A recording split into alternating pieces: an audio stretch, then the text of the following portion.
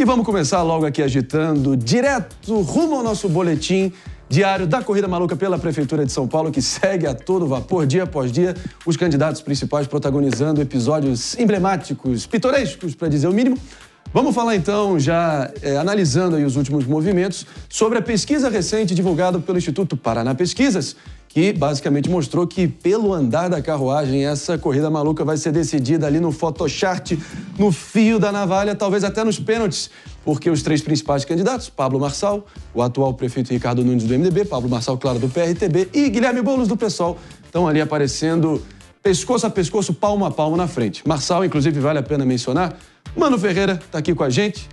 Me ajuda, Manão, pelo seguinte, Marçal cresceu nas últimas 2 semanas e chegou a 21,3% das intenções de voto, ali figurando no empate técnico. Agora, na medida que o entretenimento, todo que ele estava proporcionando, ajudou ele a impulsionar e chegar nessa posição, o nível de conhecimento da candidatura dele aumenta proporcionalmente. Exato. Uma coisa é você sair de 10% para 15% nas pesquisas sendo conhecido por 30% do eleitorado.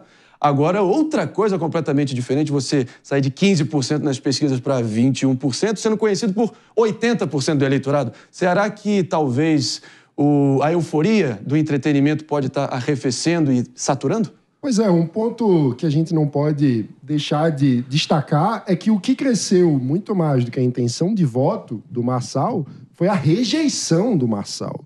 O que numa eleição de 2 turnos é bastante perigoso.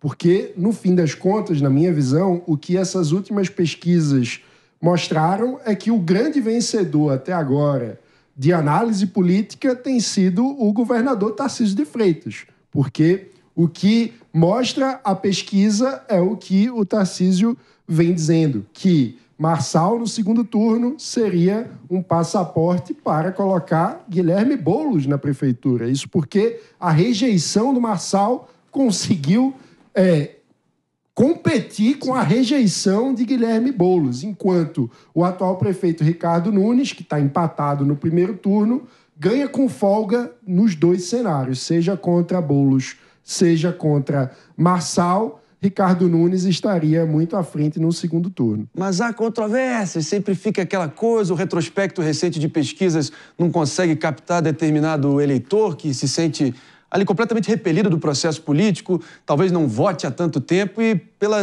histeria toda em torno do Marçal, meu caro delegado Palumbo, as pessoas podem se sentir motivadas a finalmente votar pela primeira vez, ter até um voto envergonhado na direita. O que você acha? Olha, o Marçal não tem sequer tempo de TV. Está lá pau a pau com todos os outros. O governador Tarcísio, com todo o respeito que eu tenho a ele, aliás, sou apoiador, é uma narrativa que ele criou. Eu não acredito que o Marçal vai perder de Boulos no segundo turno, não. Não acredito nessas pesquisas, porque o povo que vota no Ricardo Nunes, a pedido de Bolsonaro, vai votar em Marçal e jamais, mas jamais votaria em Boulos, em PT. Eles não fariam isso. Eu conheço esse público porque é o meu público. E o Ricardo Nunes, a grande verdade é o seguinte, ele não foi aceito pelo povo bolsonarista. Doa quem doer, eu tô aqui para falar a verdade. Ele não foi aceito e não é aceito pelo povo da direita. Só que a verdade, Palumbo, é que Bolsonaro e Tarcísio perderam em São Paulo capital na última eleição. Ou seja, o voto bolsonarista é capaz de levar um candidato ao segundo turno, mas não é capaz de vencer então, o segundo turno. A regra serve para Nunes também. Se não houver uma quebra dessa rejeição. Não, quero ouvir o nosso PP aqui, claro, Ana Beatriz Risch também está aqui com a gente, sem antes deixar de mencionar que, claro, o Jovem Pan está na iminência aí de inaugurar a sua série de sabatinas com os principais candidatos, vai dar o que falar e promete fortes emoções, talvez embates, vamos ver, promete muito. E a Jovem Pan sempre na crista da onda, trazendo conteúdos excelentes. Né? Oi? A partir de segunda-feira. A partir de segunda-feira que vem. Fiquem ligados que vai valer a pena. Felipe Monteiro, PP, meu bom, me ajuda. Não, tipo interessante, ô Marinho. Eu acho o seguinte, eu acho que o perdedor dessa pesquisa, né, é o Boulos, na minha opinião. Eu digo por quê, né? Primeiro porque ele está vendo pela primeira vez que é possível um segundo turno sem a esquerda em São Paulo. Claramente, há a possibilidade de ir para o segundo turno o Marçal contra o Ricardo Nunes, né? Então eu sinto que essa pesquisa que mostra claramente que o Marçal estagnou e que o Nunes e o Boulos estão em empate técnico pode fazer com que várias pessoas votem no Nunes, pro Nunes e pro segundo turno com o Marçal, né? Então eu sinto que vários bolsonaristas, mesmo tendendo a votar no Marçal, pode votar no Nunes para se livrar do Boulos já no primeiro turno, né? Então esse é um cenário que eu acho completamente possível, completamente viável, né? E o ponto interessante, aí eu concordo com o Mano, né, que essa pesquisa mostra claramente que o Nunes é o candidato atualmente que está numa situação mais confortável, né? Porque claramente é o único candidato que ganha com folga, segundo as pesquisas, tanto do Boulos quanto do Marçal. Então eu sinto, Marinho, que essa pesquisa e o caminhar, né, da campanha eleitoral aqui em São Paulo mostra claramente que a narrativa do Tarcísio está funcionando e vários bolsonaristas, Palumbo, podem falar assim, poxa, que cenário bacana ter um segundo turno sem o Boulos. E aí vota no Nunes como voto útil para se livrar do Boulos. Votar no Marçal como voto útil, ao contrário. Quem? É o contrário. Quem? Qual eleitor? Bolsonaristas. Não, os bolsonaristas sim. Tese, mas eles não estão satisfeitos. Eu tô nessa bolha, Pepe. Sim, mas... minha bolha, então, 85% do meu público é de direita. Ô, Paulo, imagina o seguinte, vamos decidir no segundo turno. Vamos tirar o Boulos já no primeiro turno, vamos decidir isso no segundo turno. Você tem que votar no Marçal. Se você for por essa lógica, você fala que tem que votar no Nunes. Não, porque assim, pelas pesquisas, o Marçal não ganha facilmente do Boulos. Pelo contrário, mostra uma ligeira vantagem do Boulos em cima do Marçal. Que vai o Ricardo Tudo Nunes muda. e o Marçal pro segundo turno. Minha cara, seria um vamos ouvir histórico, né? Senhores, vamos ser aqui gentis também com a nossa convidada aqui na sala da nossa casa aqui. Pelo seguinte, Ana Beatriz Rich, minha querida, a gente está vendo aí, de fato, essa guerra fratricida entre a direita, pouco consenso, realmente Marçal, como uma bela analogia que eu li no X, quando ele ainda existia, que Deus o tenha, foi que ele é basicamente um alien estourando o peito do bolsonarismo, o Marçal, né, o marçalismo, né? Infectando o corpo. É como se fosse um corpo estranho dentro do bolsonarismo e está dando o que falar. O que você acha dessa... Seu prognóstico, sua previsão, crava aqui. André, eu vinha pensando muito sobre o fato de poder termos um segundo turno só de direita, sem a presença do Guilherme Boulos, né? O que é insano. Se você pensar quando essa campanha começou, ninguém poderia imaginar, 2, 3 meses, que estaríamos onde estamos hoje. O que leva àquela questão de que essas pesquisas e que a forma de fazer campanha eleitoral se alteraram significativamente nos últimos anos. E os candidatos precisam estar preparados para essas mudanças.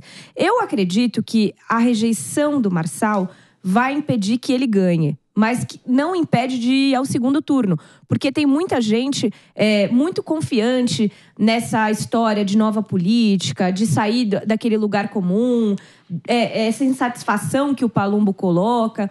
Então, existe, sim, uma possibilidade real do Marçal ir ao segundo turno, e pelo que estamos vendo nas pesquisas, isso vai ser com o Ricardo Nunes. E aí, eu concordo com o PP, que para ele tá bom. Se ele conseguir chegar no segundo turno, e aí eu acho que a dificuldade dele é essa, ele precisa estar no segundo turno. Ele ganha de quem tiver com ele.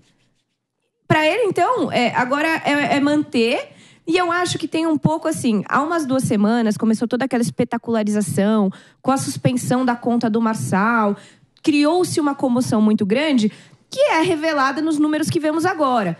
Mas eu acho que passado esse furor inicial, a gente está entrando num momento da campanha que ele vai precisar apresentar muito mais. Ele vai finalmente precisar apresentar o que ele tem de planos para São Paulo. E aí precisa ver se esse crescimento todo vai se sustentar. Meus amigos, o fato é... Ricardo Nunes do MDB, Pablo Marçal do PRTB, empatados tecnicamente. Uma coisa é certa, meu caro Palumbo, a direita paulistana está mais dividida que cabelo de filho de rico. Peraí, não é... esquece, não liga não. Bom, vamos falar aqui. Posso só trazer um ponto? Porque se a lógica reinar, o que a gente deve assistir nos próximos dias é uma amenizada de tom do Pablo Marçal. Porque ele consolidou esse público. Qual é o desafio dele agora? Diminuir a rejeição. Mas, então, as pessoas que olham para ele e pensam um maluco vão ter que pensar... mais ou menos. Como esse cara não é tão maluco até que assim. Ele então, vai, eu acho que ele vai querer provar, de fato, que ele vai conseguir diminuir a temperatura, mostrar que é domesticável, talvez, e que tem diálogo. Ele é hábil nisso, ele consegue fazer essa mudança facilmente, na minha opinião.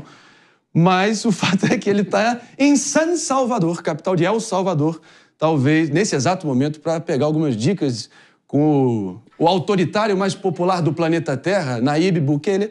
Essa alcunha foi dada, inclusive, pela Time Magazine, a revista Time, estampou o o proto-ditador para alguns, mas o Nayib Bukele, que revolucionou a segurança pública lá em El Salvador. Tem até aí, enfim, um passarinho está me contando aí que talvez até Pablo Marçal e Trump se encontrem em breve nessa romaria que o Marçal está fazendo aí pelas Américas. É uma arrogância, né? É uma empáfia demais, né? O que você acha? Eu acho uma arrogância danada ele, no meio da campanha eleitoral de São Paulo, ele sair e viajar para... Não, eu não acho. Tô falando do Marçal. Eu não acho. Eu acho que a gente não tem nem tempo de TV. Uma arrogância sem tamanho. Uma arrogância sem tamanho. Ele falou assim, já ganhei, já. Agora eu vou viajar. Isso é uma boa enquete. Ele não tá vou visitar o Trump. Pablo Marçal vai conseguir se encontrar com Donald Trump, sim ou não? Eu tenho outra tese. É um jeito de fugir do 7 de setembro, que terá uma manifestação bolsonarista contra o ministro Alexandre de Moraes. Então, ele não estará aqui porque está fora do país. Mas está fora do país. Então, tem um motivo justificável o encontro com o chefe de Estado. Não é justificável, mas que isso? A eleição pequena, curta, que é a eleição eleitoral para o município de São Paulo, um mês só que falta para as eleições. Ele fala assim, gente, eu tô indo embora para El Salvador. Mas ele já confirmou isso? Ele tá lá. Discutir com... Pra quem não vota? É um absurdo. A pergunta que você tem que fazer é o público dele vai olhar isso de que forma? Vai achar razoável ou vai achar uma traição, uma fuga? O público dele deve achar traição, porque 7 de setembro vai ser o dia mais importante para a direita e o bolsonarismo nos últimos anos.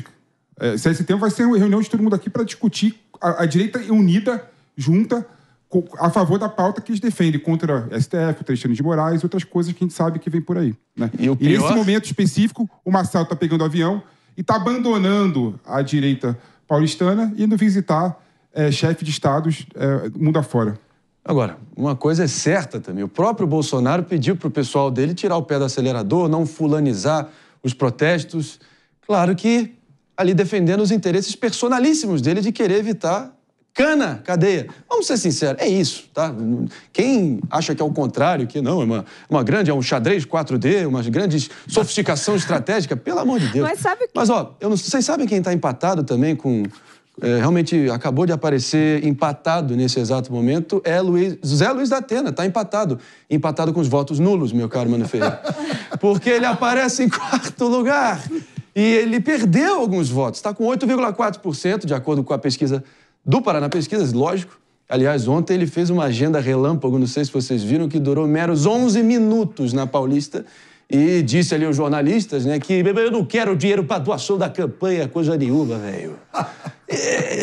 Meu Deus, me ajuda a entender aqui, meu caro Super Mário Palumbo, delegado Palumbo, me ajude a entender a psicologia desse homem.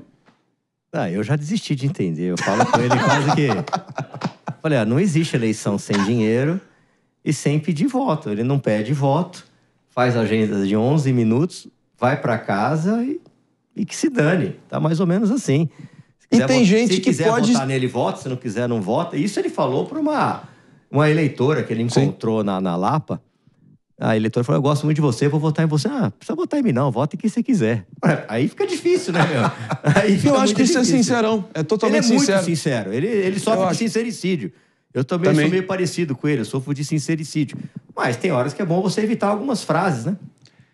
Sim, mas acho que vindo dele... Pode até ter o efeito reverso. Ele é autêntico, né? É aquele cara que fala assim, ó... É que nem eu falo aqui, não, pode ir para outro canal aqui agora. Não, precisa ver, não. Vai ter gente que vai ficar mais entusiasmada em assistir porque que eu tô tendo esse destemor. O que você acha, Ana Bia, Pepe? Vamos destrinchar aqui a situação do Datena. É que é uma estratégia bastante arriscada, essa de você falar que não precisa votar nele, que não precisa de dinheiro de campanha. Em especial, quando temos tantos candidatos importantes de uma mesma... ideologia, né? A direita, ela tem vários candidatos. Uma pessoa de direita aqui em São Paulo hoje, ela está completamente dividida, ela tem várias opções. Então, num cenário como esse, você falar, não, vai lá, vota em quem você quiser, parece até um pouco de, desleixo. É um pouco de, não me importo, tá tudo bem se eu não ganhar mesmo. Então, se tá tudo bem, quem disse que você vai se preocupar com a cidade? Quem disse que você vai se preocupar com os eleitores se você foi eleito? Se você não tá nem fazendo questão de estar na rua, se você não está fazendo questão de receber votos. Pode até ser uma estratégia, mas ela me parece bastante arriscada e a queda dele nas pesquisas mostra que eu tô correta. Pois é. A ver ainda também essa questão do Marçal, talvez seja a grande pergunta do momento. Será que é o início, passou a euforia? É o início da saturação? A ver. pode, enfim, Palumbo está dizendo que a gente vai queimar a língua e ele vai adiante. Eu tendo a concordar com o Palumbo. A ver, tudo em aberto. Tabata Amaral, lógico, aqui como manda o regulamento, falando dos principais candidatos, Tabata Amaral do PSB aparece com 7,1% das intenções de voto, continua batendo que eu não tenho medo de criminoso. Não, eu não vou ousar imitá-la aqui, claro, mas enfim, ela dizendo que não tem medo de criminoso, mostrando ali fibra, mostrando que tem, querendo mostrar que tem musculatura e é dona de si mesma, né? E ela ainda prometeu acabar de uma vez por todas com a máfia do roubo de celular na cidade. Te convence, meu caro Pepe? Não me convence, né? E a Tabata Amaral está naquela difícil posição de ser um neném dessas eleições, né? Nem Bolsonaro, nem Lula, nem direita, nem esquerda. Então ninguém sabe muito bem o que a Tabata Amaral é. Não foi essa linha que ela seguiu, inclusive, no direito de resposta? E isso exatamente é o que ela fala por aí. Né? E para um Brasil polarizado, infelizmente eu digo porque eu também até me compactuo, né, da situação dela, né? Não tem espaço para neném, né? O mundo polarizado do jeito que está, não tem espaço para neném. Tanto é que a gente viu nas eleições para presidente da República quem era o neném, que era o Ciro Gomes, por exemplo, saiu de 10% a intenção dos votos para menos de 2%, e a Tabata Amaral bate no Marçal, bate no Boulos e não consegue crescer de forma alguma, né? Mostrando claramente que ela está estrangulada entre os dois extremos, né? Aliás, entre os dois lados. Mas para conhecer a fundo as propostas, claro que na medida do possível, a Jovem Pan vai fazer o seu trabalho de forma bem completa e vai entregar uma série de sabatinas espetaculares, muito promissoras a partir de segunda-feira que vem, ao longo da semana inteira, com os principais candidatos. Claro, Marçal, Nunes, Boulos, Datena, Tabata e até a Marina Helena, se não me engano. Tem que ver só a configuração das datas, isso a gente vai estar trazendo claro na grade de programação. Acompanhe que vai valer a pena.